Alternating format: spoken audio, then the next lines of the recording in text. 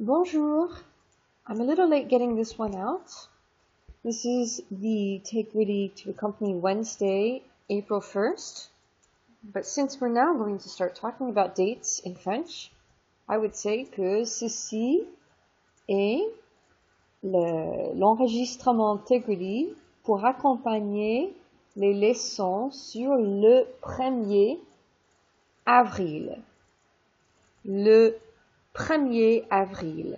Notice I say le, then I say premier. After the first, le premier, I can say le 2, 3, 4, 5, 6 until 31. Le 1er avril, et c'est un mercredi. Mercredi, le 1er avril. So we see les saisons. You can go down to this little 2RV1 module and practice with the clicks. This is, of course, le printemps. This is l'été. This is l'automne. And this is l'hiver. But you'll be hearing people saying not just summer, spring, fall, winter. You'll be hearing in summer, in spring. And to say in, you have different words based on the form of the French. So for le printemps, people say au printemps. That's the contraction of a, le, au printemps. So here we see a picture, au printemps. Here, to talk about in the summer, we use en. En makes the nasal sound on. En été. En été. En automne. En hiver. Hiver commence par H, mais hiver se prononce hiver, comme si c'était une voyelle. So, winter has a silent H in front of it. Hiver. So, the three that start with a vowel get the en treatment. En été, en automne, en hiver, and then printemps is au printemps.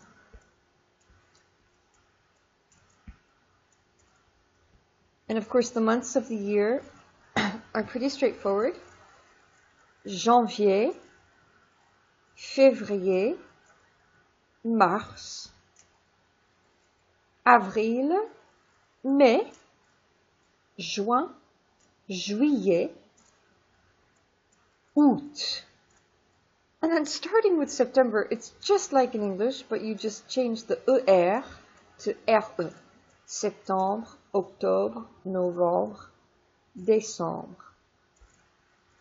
In this activity, you're listening for weather. Chapitre 2. Vocabulaire 1. Activité 1. Quel mois? 1. Il fait chaud. Il fait chaud. Il ne fait pas chaud en décembre. Et à Montréal, il ne fait pas chaud en avril non plus. En avril à Montréal, il fait frais. Still pretty chilly in April. So I would choose en juillet. Il fait chaud à Montréal. 2. Il pleut. Il pleut. You should recognize from your new vocabulary, il pleut is how you say it is raining or it rains. Il pleut. So I would not choose en août or en janvier because I would be thinking, okay, what is the most common? And most of the time when I see pictures of April, I see April showers bring May flowers or spring flowers. So I'll say il pleut en avril. 3. Il fait frais. Ah, il fait frais. So that means il fait, that's a way of setting up a weather condition. Il fait frais. Il fait frais. Well, en février, il fait froid. Mais en octobre, il fait frais. 4. Il neige. When does it snow? Il neige tells me it snows. Il neige. Il neige. Il ne neige pas en septembre. Il ne neige pas en mai. Il neige en janvier. 5. Il fait du vent. Okay, and here we hear il fait and then du vent. That is, it's windy. Le vent is wind. It's very similar to the word ventilation, ventilator, vent. Vent is how you pronounce it with the nasal in French. Il fait du vent. Oh, well, that's en mars. 6. Il fait beau. Il fait beau. Well, en février, il fait froid. En novembre, il commence à faire assez froid aussi. En novembre, il fait très frais. Mais en septembre, il fait beau.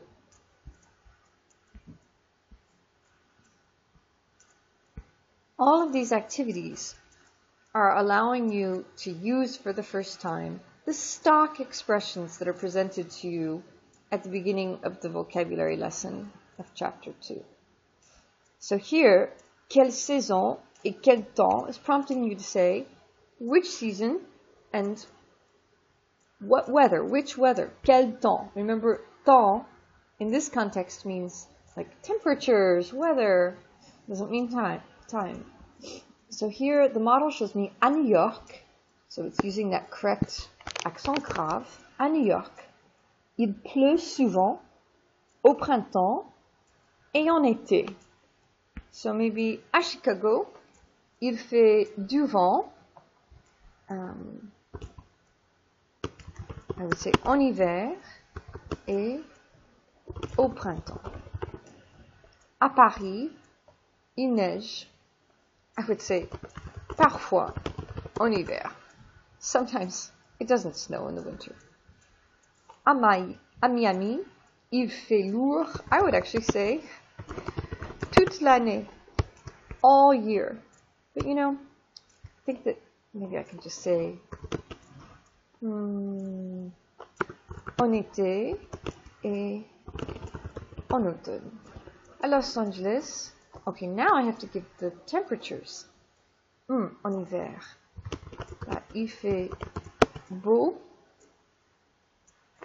en hiver. À Montréal, il fait gris et il fait gris et il fait frais en automne. À Boston, il fait du soleil en été. Maybe il fait chaud en été. But it's never that warm in Boston. Il ne fait jamais si chaud que ça. I'll say, il fait bon en été. You see, you should go back to vocabulaire 1 and practice. What is important is that you just get it down to really easy stock phrases. Like you think, okay, il fait du soleil as opposed to il fait gris. Il pleut as opposed to il fait beau. Il fait froid as opposed to il fait chaud. Most of your weather expressions are set up with il fait.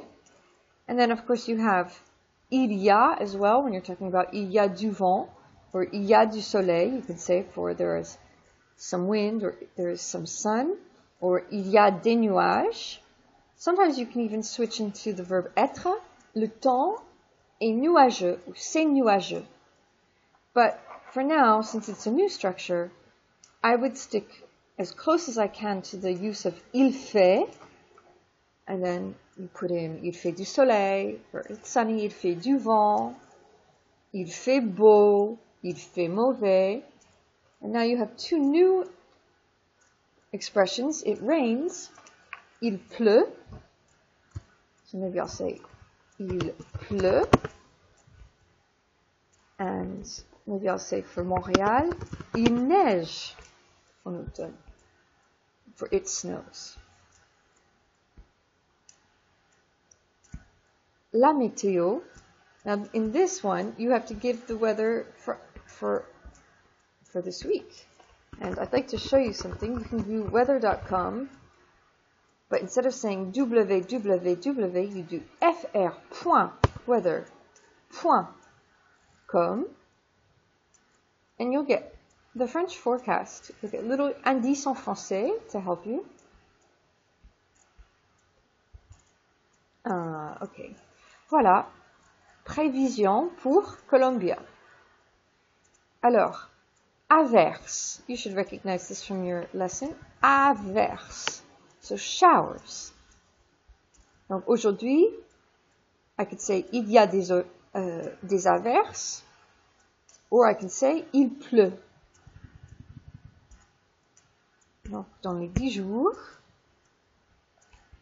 Donc aujourd'hui, today, aujourd'hui, le 14 avril, il pleut.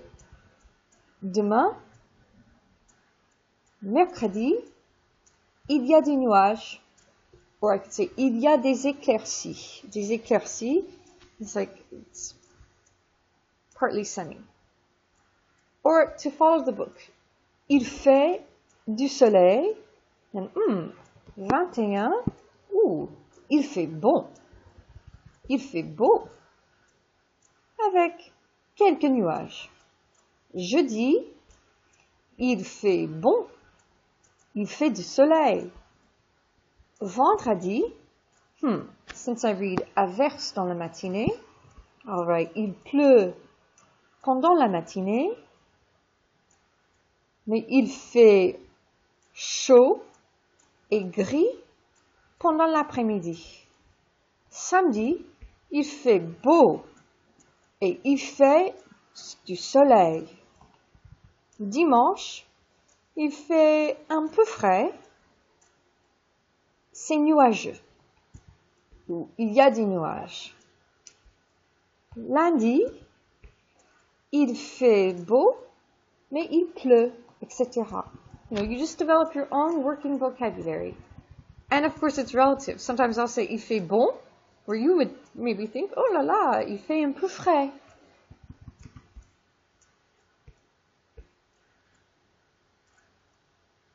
There's some activities set here to work on the date. So for Halloween, we would say in French, c'est le 31 octobre. La fête nationale, c'est le 4 juillet. Noël, la plupart du temps, c'est le 25 décembre. I'm not thinking of the other Orthodox Christian faiths. Pour la Saint-Patrick, c'est le... Non, c'est pas le 14.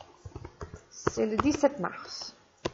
La fête nationale en France, c'est le 14 juillet. Et la Saint-Valentin, c'est le 14 février.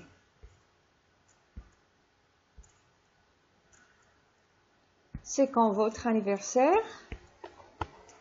Mon anniversaire. You'll be learning how to use possessives very soon.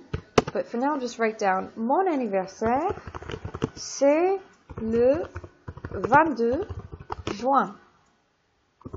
Et vous? I can ask you guys, c'est quand votre anniversaire? That's a very oral register. Written, I would say, quelle est la date de votre anniversaire? Or if I do oral formal, c'est quand ton anniversaire? Or written, quelle est la date de ton anniversaire? Written informal. Quelle est la date? You'll start seeing quelle more and more. Quelle is translated into English, what is your birthday, or what is the date of the anniversary of your birth? Remember, in the French mindset, and I'm sure that the French are not the only ones in the Latin-speaking world who think like this, l'anniversaire de la naissance. It's the anniversary of your birth date. It is not your birth date. You only get one of those. Les activités. Now, suddenly, we go from learning the expression for weather to learning about the verb aller. And aller is an irregular, so you have to learn je vais, tu vas, il va, nous allons, vous allez, il, elle, pluriel, vont. This activity helps you work through by contrasting pairs. In this one, it's pluriel as opposed to singulier à la troisième personne.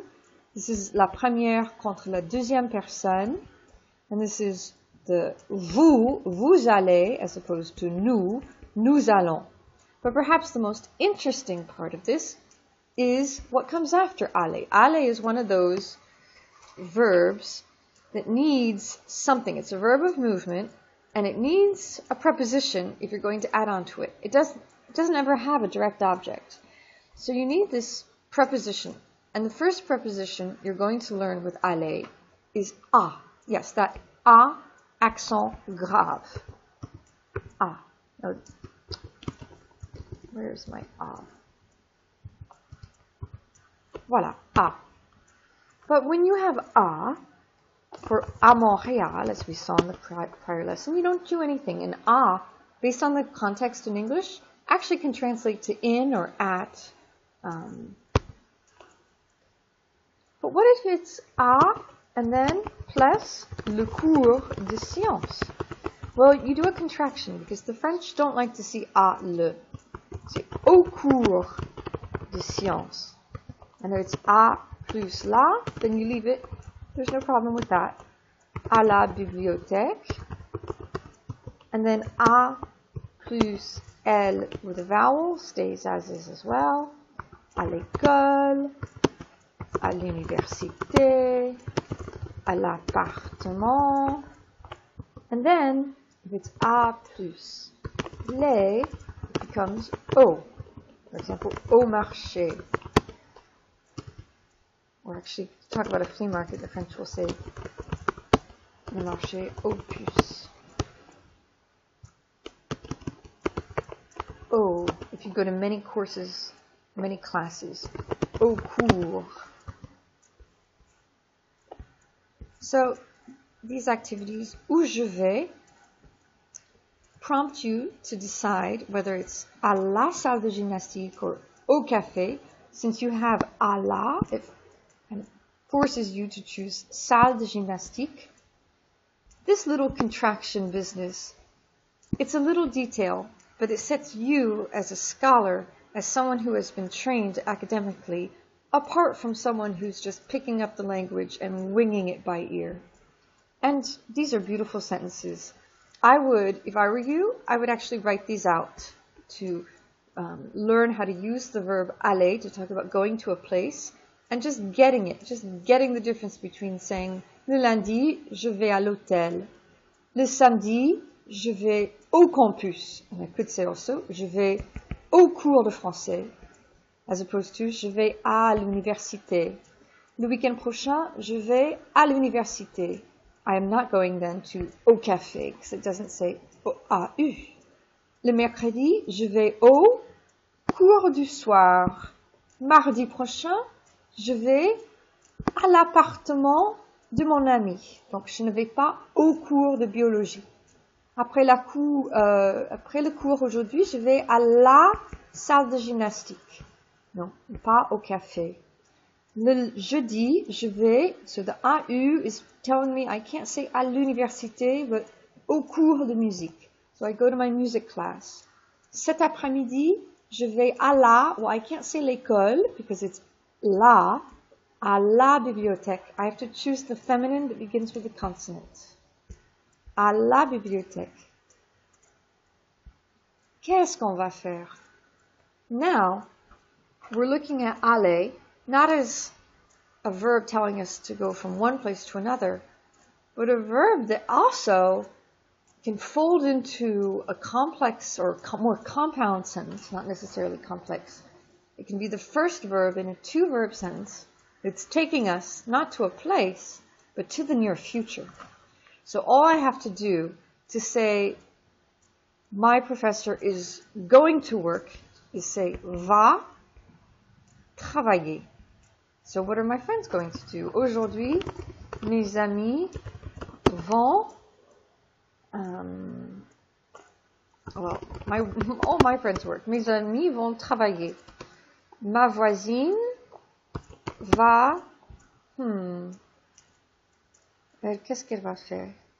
Elle va jouer avec son bébé.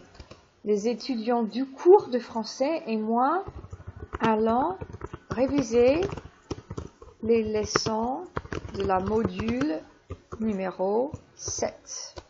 Ma camarade de chambre va écouter la radio française. Aujourd'hui, moi, je vais parler à un groupe de lecture. Aujourd'hui, mon professeur va corriger les copies, etc.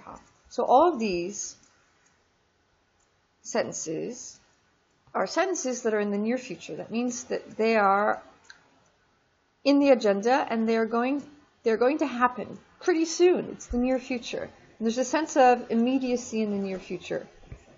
So I want you now to go back, continue reviewing your verbs with ER, and practice making sentences that pass from, in general, like j'étudie le mardi, to mardi prochain, je vais étudier, je vais jouer, je vais réviser mes leçons, je vais naviguer sur Internet, etc.